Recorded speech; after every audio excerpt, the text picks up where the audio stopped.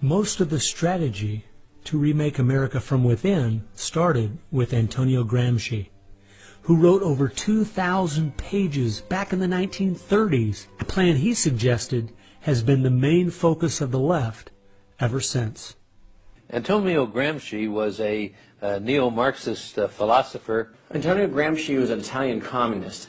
Antonio Gramsci is probably the biggest troublemaker in the world. He's probably got more responsibility for our social ills than anybody else on the planet. He knew of the importance of undermining the morals and the character of this country. Because America had a strong Christian heritage, you had to attack the culture. You had to change the culture. Even to pornography, into areas that most people normally wouldn't accept. He said that we're going to destroy the West by destroying its culture. We're going to infiltrate and we're going to turn their music, their art, and their literature against them. That means that you penetrate the universities, you write the books, the novels, the poetry, the music, the book reviews.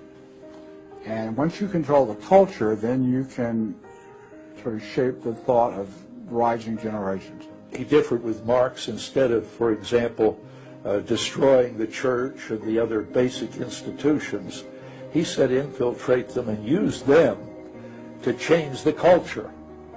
What Gramsci had to say was that this is the way that government is perpetuated and society is perpetuated is through these churches, because they set the standards, they set the framework of the way people live, of rules, how a family should be structured.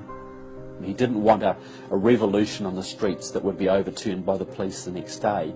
He wanted to change society over the long term so that we would have a revolution without us even realizing it, basically.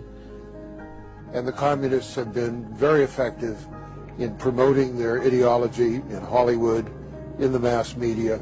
And I think he was quite right. I think that's exactly what has happened. I think that's the way it's worked. I think it's working that way now. And that's where a lot of these people come from.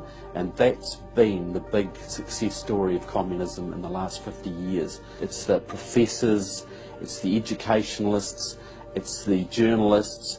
They are the shock troops, the Gramscian shock troops of the future.